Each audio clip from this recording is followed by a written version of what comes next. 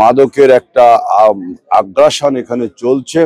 আমরা এই মাদকের বিরুদ্ধে আমরা একটা ক্যাম্পেইন শুরু করছি। সেটা হলো আমাদের যে খেলাধুলার মাঠগুলো আছে সেগুলোকে উন্মুক্ত করে দেয়া, উত্তর পুরুষদেরকে এদেরকে একটা ভবিষ্যতের সুন্দর ঠিকানা, ভবিষ্যতে সুন্দর পৃথিবী, ভবিষ্যতের জন্য একটা সুন্দর পরিবেশ যদি আমরা দিয়ে যেতে পারি তাহলে সেটাই আমাদের রাজনৈতিক একটা কৃতকার্যতা।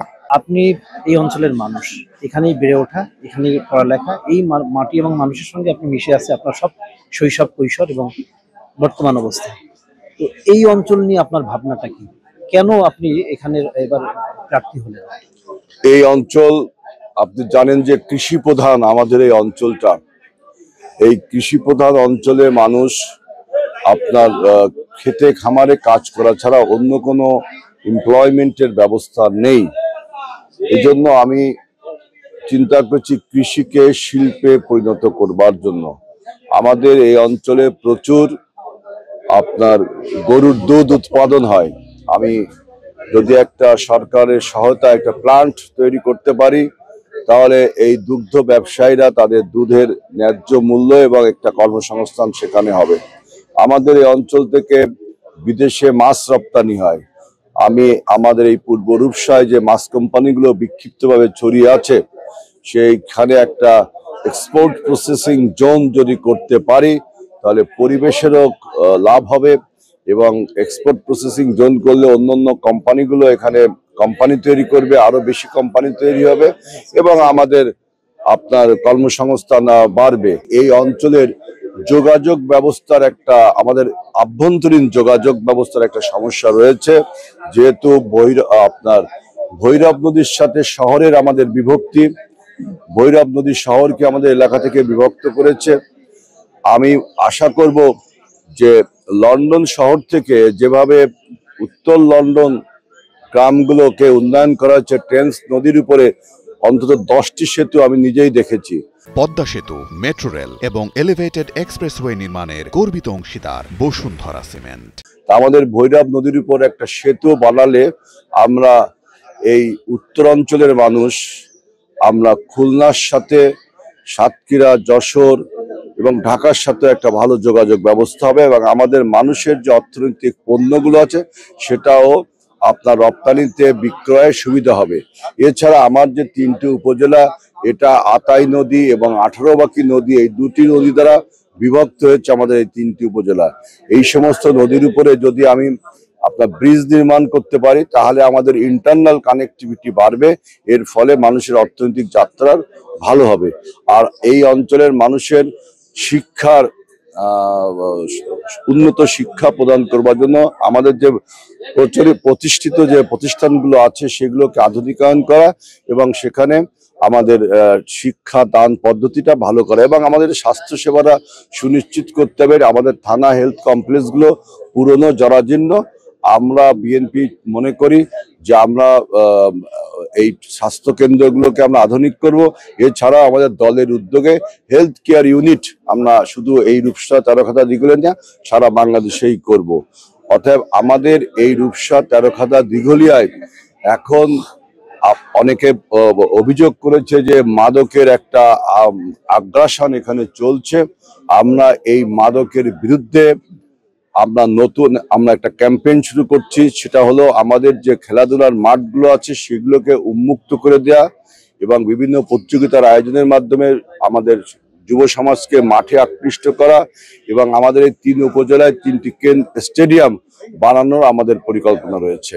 আমি আমার রাজনৈতিক জীবনের প্রথম থেকে এবং আমাদের এই 24-এর গণ অভ্যুত্থানের পর থেকেই আমাদের নেতা কর্মীরা আমরা সবাই এই মাদকের যে ভয়াবহ ছোবল, মাদকের যে আগ্রাসন, এর বিরুদ্ধে প্রশাসনের কাছে অভিযোগ করেছি, জনগণকে নিয়ে সচেতনতা গড়ে তুলে তাদেরকে প্রতিহত করার ব্যবস্থা করেছি এবং শুধু প্রতিহত বা প্রশাসনকে বললেই তো হবে না, এই যুবকদেরকে কোনো একটা মাদকাসক্ত যুবককে কোনো একটা কাজে আপনাকে নিয়োজিত করতে হবে। এই জন্য আমরা প্রথমে খেলার মাঠটাকে বেছে নিয়েছি যে আমরা যদি খেলার মাঠগুলোকে সুন্দর এবং উন্মুক্ত করতে পারি যুবকরা অন্তত খেলাধুলা করবে এবং এর পাশাপাশি যে কর্মসংস্থান, এই যে আমি বললাম ইপিজেড তৈরি করব, আপনার মিল্কের প্লান্ট তৈরি করব, এই সমস্ত হলে আমাদের যুবকরা যখন কর্মসংস্থানে যাবে তখন কিন্তু এই মাদকাসক্ত কমে যাবে। মানুষ কখন আপনার এই হতাশায় যায়, হতাশার থেকে তো মানুষ মাদকাসক্তি হয়। হতাশায় যায় যখন তার ভবিষ্যৎটা সে অনিশ্চিত দেখে। এই জন্য সরকারের উচিত হবে, আমাদেরও উচিত হবে, আমাদের আগামী প্রজন্মকে এবং আমাদের এই উত্তর পুরুষদেরকে, এদেরকে একটা ভবিষ্যতের সুন্দর ঠিকানা, ভবিষ্যতে সুন্দর পৃথিবী, ভবিষ্যতের জন্য একটা সুন্দর পরিবেশ যদি আমরা দিয়ে যেতে পারি, তাহলে সেটাই আমাদের রাজনৈতিক একটা কৃতকার্যতা। বিএনপি সাংগঠনিক অবস্থা খুবই মজবুত এবং শক্ত ভিত্তির উপরে আমাদের সাংগঠনিক অবস্থা দাঁড়িয়ে রয়েছে। পলিটিক্যাল অ্যাক্টিভিটিস এবং নির্বাচনী ক্যাম্পেইন বা অ্যাক্টিভিটিস এক না। নির্বাচনটা নির্ভর করে আপনার অনেক জনপ্রিয়তা, গ্রহণযোগ্যতা, তারপরে পার্লামেন্টের তার অ্যাক্টিভিটিস, এইগুলোর উপর নির্বাচনের প্রার্থীর যোগ্যতা নির্ভর করে। কিন্তু রাজনৈতিক অ্যাক্টিভিটিস নির্ভর করে শুধু তার জনপ্রিয়তা না, তার সাংগঠনিক সামর্থ্য, সাংগঠনিক শক্তি, তার উপস্থিত বুদ্ধি। যেহেতু 17 বছর আমরা ফ্যাসিবাদকে মোকাবেলা করেছি এই সাংগঠনিক শক্তি দিয়েই, সুতরাং সাংগঠনিক শক্তি আমাদের মজবুত। এখন নমিনেশন যেগুলো দেওয়া হয়েছে আমাদের দল থেকে, এবং আপনি জানেন বিএনপির দলে আমরা সবাই অনুগত। 237টি আসনে মনোনয়ন দিয়েছে, বিচ্ছিন্নভাবে 5-6টি আসনে হয়তো বিক্ষুব্ধ হয়েছে। কিন্তু দেখেন, যত বিক্ষুব্ধ হওয়ার কথা ছিল, মানুষ যেটা ফোরকাস্টিং করেছিল সেটা কিন্তু হয়নি। অর্থাৎ দল তার হাইকমান্ডের সিদ্ধান্তের প্রতি অনুগত। আপনি আসলে এই অঞ্চলের মানুষের জন্য একজন নেতা, আপনি দলমত নির্বিশেষে একজন নেতা হয়ে উঠছেন। তো ত্যাগী নেতাদের ব্যাপারে আপনার অবস্থান কি? ত্যাগী, বঞ্চিত এই শব্দগুলো কিন্তু আপেক্ষিক। যে কে ত্যাগী, কে বঞ্চিত, কিসের থেকে বঞ্চিত, কি সে ত্যাগ করলো, এগুলো আপেক্ষিক শব্দ। তবে 17 বছরের আন্দোলন সংগ্রামের কঠিন আগুনে পুড়ে খাঁটি সোনা হয়ে যারা রাজনীতিতে অবতীর্ণ হয়েছে এবং বিচরণ করছে, তারা দেখেন সবাই কিন্তু এই নির্বাচনে রয়েছে। আবার আমাদের পদ, বিভিন্ন সাংগঠনিক যে কমিটিগুলো করা হচ্ছে, সেখানে আপনার অ্যাক্টিভ নেতার থেকে পদের সংখ্যা কম। সুতরাং সেজন্য আমাদের অ্যাক্টিভ নেতার থেকে পদের সংখ্যা কম। সুতরাং আপনার পদে না যেতে পারলে এরকম একটা ধারণা তৈরি হয় সে আসলে বঞ্চিত। আসলে আমরা কেউই বঞ্চিত না, আমরা কেউই, আপনার দল আমাদের সবাইকে মূল্যায়ন করে। মনে রাখতে হবে, দলকে আগে মূল্যায়ন করতে হবে, দলকে আগে ভালোবাসতে হবে। ভালোবাসলে অটোমেটিক্যালি দলে আপনি মূল্যায়ন পাবেন।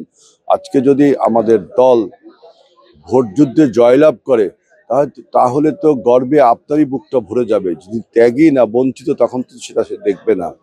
এবং বাংলাদেশের ভবিষ্যতে বিএনপি একমাত্র বাংলাদেশের উন্নয়ন এবং গণতন্ত্রের রক্ষার কবচ, এটা আমাদের নেতাকর্মীরা যেমন বোঝে, দেশের জনগণও সেরকম বোঝে।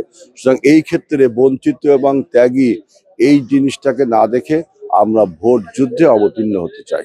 আপনার ফ্যাসিবাদের কালে যারা বিভিন্ন ক্রিমিনাল অ্যাক্টিভিটির সাথে নির্বাচনকে, আপনার ইলেকশন ইঞ্জিনিয়ারিং যারা করেছে, রিগিং যারা করেছে, যে সমস্ত কর্মকর্তারা জড়িত ছিল, তারা যেন প্রশাসনের এই দায়িত্বগুলো না পায়।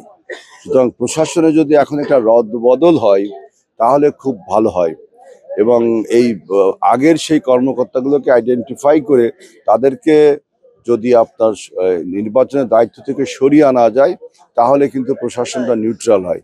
একই সাথে যারা প্রিজাইডিং অফিসার হবেন, যারা পোলিং অফিসার হবেন, এটা যেন কোনো বিশেষ দলের প্রতিষ্ঠান থেকে না নেওয়া হয়।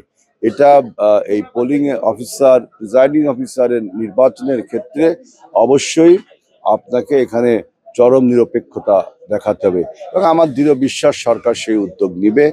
এবং প্রশাসনও আপনার ইলেকশন ইঞ্জিনিয়ারিং করা বা আইন শৃঙ্খলা অবনতি করার সাহস পাবে না, যেহেতু এবার জনগণ এবং পলিটিক্যাল কর্মীগুলো আপনাদের ভোটের মাঠে উপস্থিতি থাকবে। তাদের সাড়া পাচ্ছি আমি ব্যাপক। আমাদের এলাকার মানুষ, সর্বস্তরের মানুষ বিপুল উৎসাহ এবং উদ্দীপনা নিয়ে ধানের শীষের পক্ষে প্রচারণায় নেমেছে। আপনি আজকেও দেখেছেন। এবং আমাদের যে নতুন নতুন কর্মসূচি, এই যে একটি গাছ একটি বাড়ি, একটি বাড়ি একটি গাছ, সবুজ আইনের অঙ্গীকার, এই যে ফলস বৃক্ষ আমরা বাড়ি বাড়ি দিচ্ছি, এটা নতুন পরিবেশ উন্নয়নের জন্য নতুন এই প্রোগ্রামকে তরুণরা আকৃষ্ট হয়েছে। এবং রাজনৈতিকভাবে বলতে হবে যে আমাদের এই অঞ্চলে আমরা এবার যেহেতু আমরা আশা করি বা মনে করি যে যদি সুষ্ঠু গ্রহণযোগ্য নির্বাচন হয় বাংলাদেশে, তাহলে বিএনপির সমকক্ষ আর কোনো রাজনৈতিক দল নেই, অর্থাৎ বিএনপি ক্ষমতায় যাবে। সেই ক্ষেত্রে এই অঞ্চলের মানুষ সে এই বিবেচনায় আমাকে ভোট দিবে যে বিএনপি যদি ক্ষমতায় যায়, তাহলে এই অঞ্চল যদি থেকে কেউ প্রতিনিধিত্ব বিএনপির না যায় পার্লামেন্টে, তাহলে আমাদের এলাকার লোক আসলে হতাশ হবে। কারণ এই এলাকা গত 17 বছর ধরে উন্নয়ন থেকে বঞ্চিত, তাদের প্রতিনিধির যোগ্য প্রতিনিধি পার্লামেন্টে পাঠাতে পারেনি। সুতরাং এই ইকুয়েশনে তা এবারে জনগণ বিএনপিকে ভোট দিবে। এবং এছাড়া আমি যেহেতু এই অঞ্চলের মানুষ এবং এদের সাথে আমার দীর্ঘদিনের জন্মে বেড়ে ওঠা, আমার বিকাশ, লেখাপড়া সব এই অঞ্চলে, সুতরাং এই অঞ্চলের মানুষ আমাকে ভালোবেসে এবং আমার দল বিএনপির প্রতিষ্ঠাতা প্রেসিডেন্ট জিয়াউর রহমান আমাদের অঞ্চলে এসেছেন, খাল কেটেছেন, আমাদের বাসুয়াখালী বিল খাল কেটেছেন, পুটিমারি বিল খাল কেটেছেন, আমাদের বিভিন্ন অঞ্চলে তিনি ভ্রমণ করেছেন, গাছ লাগিয়েছেন। এজন্য আমাদের এলাকার মানুষ প্রেসিডেন্ট জিয়াউর রহমানের প্রতি খুবই অনুপ্রাণিত এবং বেগম খালেদা জিয়াকেও তারা একজন বাংলাদেশের ঐক্যের প্রতীক হিসেবে মনে করে, তাকে ভালোবাসে এবং তারেক রহমানের নেতৃত্বের প্রতি অর্থাৎ বিএনপির পরিবারের প্রতি আমাদের এই অঞ্চলের মানুষ অনুগত। সেই দৃষ্টিকোণ থেকে আমি মনে করি বিএনপির বিজয় ছাড়া বিকল্প কোনো শক্তি এখানে নেই।